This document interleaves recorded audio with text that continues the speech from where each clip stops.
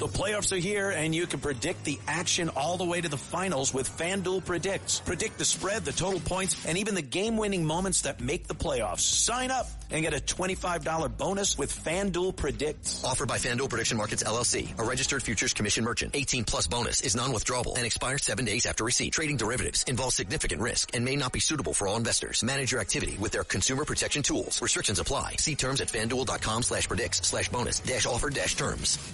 Excuse me! Taxi! This is the 77 WABC minicast.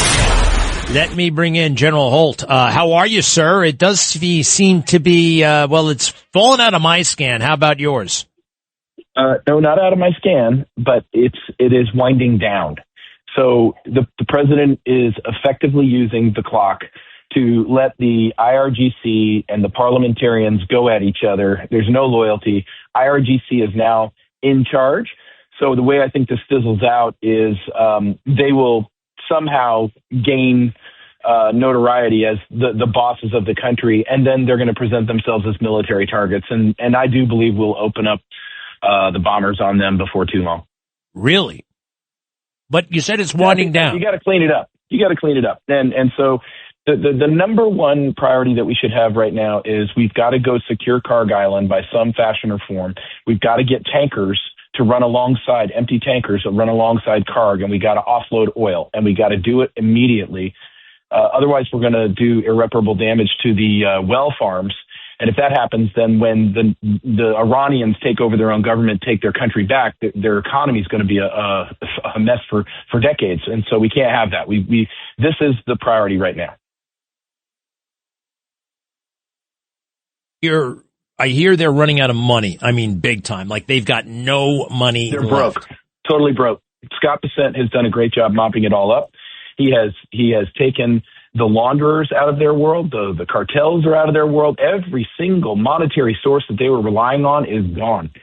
And so now with the port blockaded, Bandar Abbas blockaded, they can't even afford to pay their own troops. This creates dissension. They'll, again, turn on each other, side with the Free Iranian forces, which are organizing rapidly right now. And you'll see the country fall into safe hands. But again, number one right now has got to be getting those oil wells healthy. When is this ceasefire over? Well, it's an open-ended affair now. So the president has left it. And that's really smart. Is don't even define when it is, because we could decide that the intel is telling us that the IRGC is about to do something that's not in our best interest, and we'll just start hitting their targets. So we can hit them at any time, but really letting them deal with each other right now and turn on each other, as long as that continues to metastasize and grow, well, then let it be. Just take care of the oil emergency. Okay. Well, and a couple of other little things. I know the mainstream media is on this, and it's probably, though, a legitimate issue. Our bomb supply. And I got a call from somebody else who knows about this stuff, and he says, running out of bombs and missiles for us is a big possibility right now. Is that true? Well, it's a concern. There's no question that at this point in the campaign and with what's been going on for the last 4 years with the Ukraine war, logistics and armaments are going to be a concern. Is it a glowing red problem? No, I don't think that that's true. And what I think is a little bit more dangerous is there are several people going on the air and talking who I know are in the know, and they're talking about logistics issues. And I just don't think that's helpful. It's not helpful to our country. This is an operational security thing, a communication security thing. But do we have the ability to pull stocks from other places, fight with different weapons? Yes, we do. We absolutely do. All right. So, yeah, I'm mindful of that. I don't want to talk about stuff that makes us, we got to factor it all in. Hey, real quick, this Jim Comey getting indicted. The swamp is deep as hell. And I think he should have been indicted for this. Listen to this. Cut 7, please. Cut 7. This is Jim Comey in his own words from his own book. The bit about pulling a J. Edgar Hoover made me keen to have some tool in my bag to reassure the new president. I needed to be prepared to say something, if at all possible, that would take the temperature down. After extensive discussion with my team, I decided I could assure the president-elect that the FBI was not currently investigating him. This was literally true. We did not have a counterintelligence case file open on him.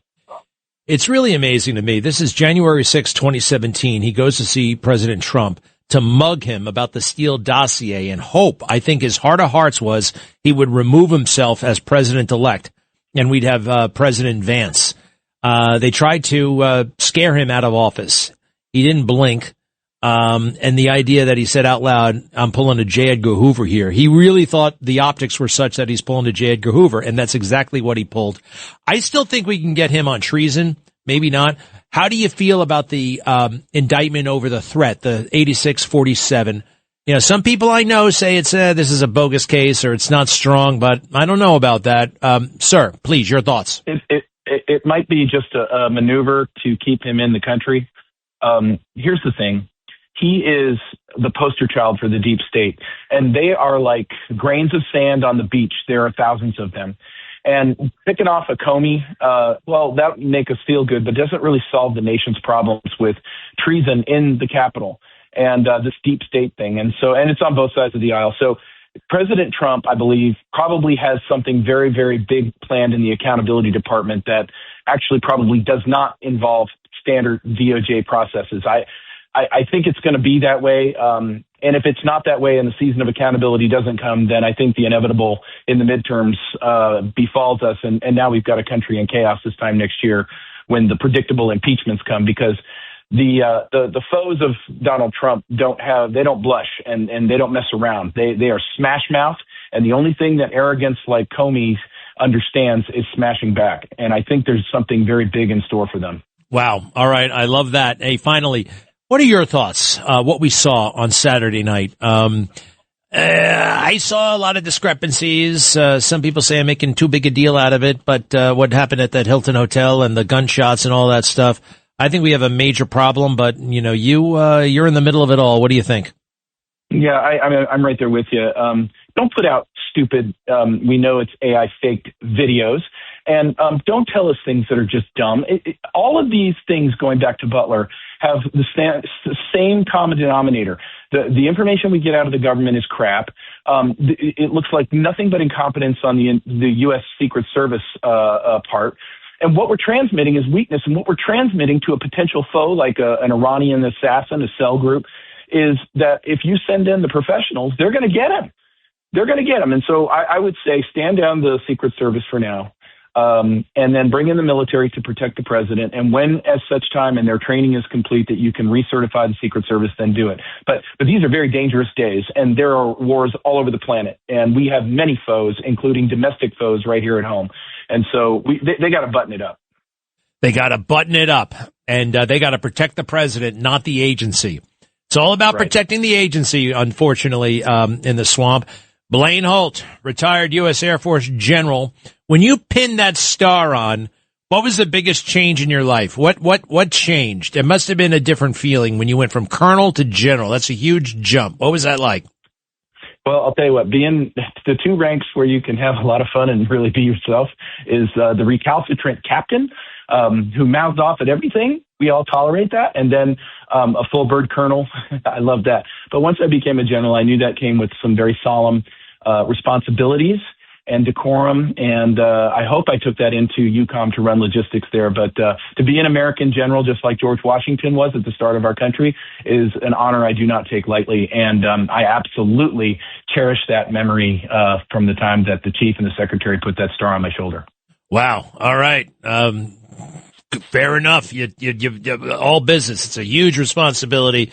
And you did it. You pulled it off perfectly. Blaine Holt, retired U.S. Air Force general. We appreciate it, sir. Thank you for the update, and we'll be back. Bye-bye. Thank you. This is Roger Stone with a serious warning for you. The U.S. dollar has lost 97% of its purchasing power since 1912. Your savings are exposed, and gold and silver remain the final hedge against currency devaluation, inflation, and ongoing economic uncertainty worldwide. So call 844-272-2428 now to get your free gold and silver guide from American Sovereign Bullion and learn how to protect your wealth with gold and silver. Call 844-272-2428 or visit dyingdollar.com. That's dyingdollar.com.